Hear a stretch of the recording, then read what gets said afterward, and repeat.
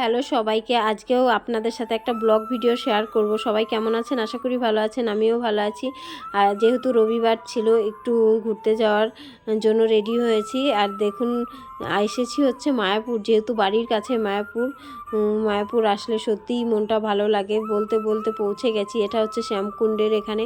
দেখুন কত লোকজন, এখানে প্রচুর মাছ, বড় বড় মাছ দেখুন জলের মধ্যে দেখা যাচ্ছে।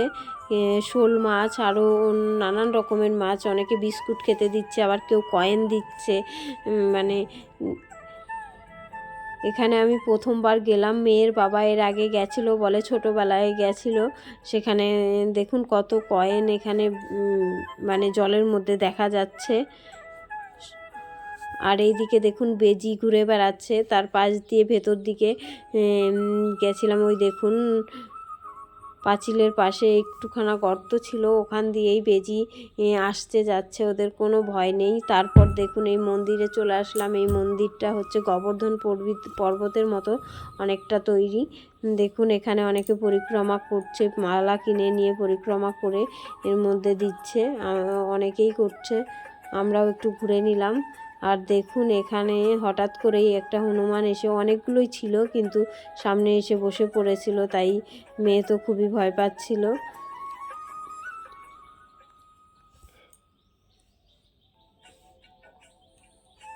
দেখতে থাকুন, আশা করি ভালো লাগবে। শেষমেশ কোথায় কোথায় গেলাম, কিভাবে খাওয়া দাওয়া করলাম। আর এখানে রান্না বান্না যেখানে হয় দেখুন কত বড় বড় কড়াই, এর মধ্যেই রান্না হয়। কাঠে রান্না হচ্ছে এখানে। এক এক জায়গায় এক এক রকমভাবে রান্না হয়। টোকন করে এখানে খাওয়া দাওয়ার ব্যবস্থা আছে প্রায় মন্দিরেই।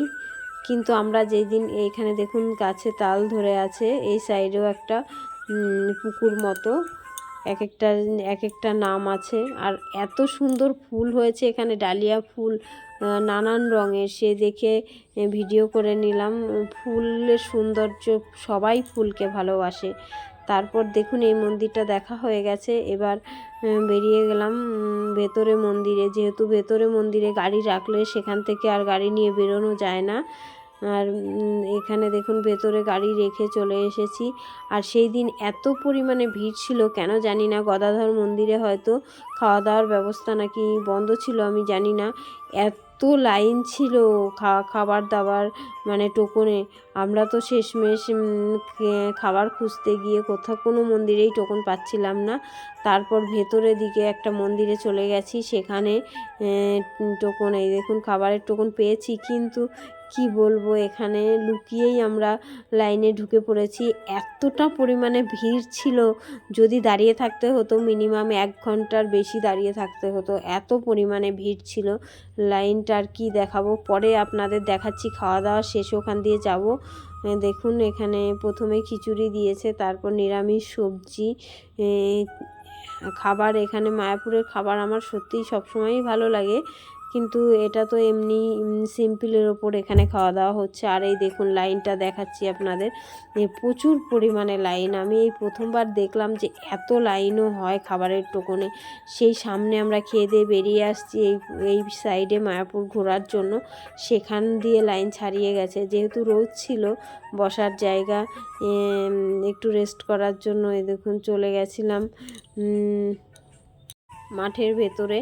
তারপর এখানে পেয়ারা মাখা, দুপুরের দিকে পেয়ারা মাখা আনতে নিয়ে আসলো বাইরে থেকে, এদিকে পেয়ারা মাখা খেয়ে নিচ্ছি। আর যেখানেই ঘুরতে যান না কেন, আপনাদের সাথে একটা শেয়ার করব, সব সময় একটা বিছানার চাদর নিয়ে যাবেন। তাহলে কি হবে বলুন তো, আপনাদের বসতে খুবই সুবিধা হবে বাইরে গিয়ে। আর না হলে বসার জায়গা খুঁজতে হবে, কোথায় বসার জায়গা পাবেন সেটা খুঁজতে হবে, খুঁজে খুঁজে বেড়াতে হবে। আর যদি আপনারা বাড়ি থেকে বিছানার চাদর নিয়ে যান, তাহলে আপনাদের বসতে রেস্ট করতে অনেক সুবিধা হবে। তখন দেখতে দেখতে বিকেল হয়ে গেছে। প্রচুর পরিমাণে ভিড় ছিল, দেখুন কত লোকজন। প্রত্যেক দিনই কম বেশি ভিড় হয়। আর এখানে দেখুন এই মন্দিরটা দর্শন করে নিচ্ছিলাম এবং ঘুরে নিচ্ছিলাম।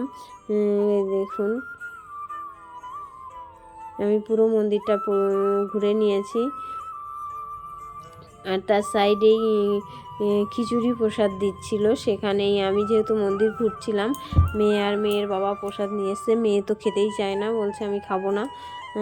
তারপর দেখুন এখানে প্রসাদ নিয়ে খেয়ে নিলাম। এখন তো সন্ধে হয়ে গেছে, বাড়ি ফেরার পালা। খুবই সুন্দর হয়েছিল খিচুড়ি প্রসাদ, আমার খেতে সবসময়ই ভালো লাগে।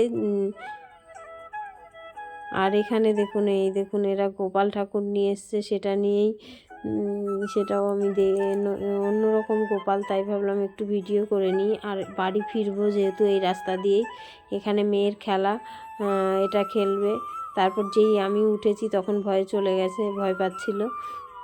সবাই খেলা করছে, এই আনন্দটাই, এটার কোনো তুলনা হয় না। যাই কিছু হোক না কেন, এই দিনটা যে থেকে গেল ফেসবুকের মাধ্যমে, এটাই বড় ব্যাপার। অনেক কিছু পাওয়া যায়, কিন্তু যেটা চলে যায় সেটা কিন্তু পাওয়া যায় না। আর এত সুন্দর একটা জিনিস ভিডিওর মাধ্যমে ধরে রাখা যায়, আমরা হয়তো অনেক অনেক পরেও এটাকে দেখতে পারবো।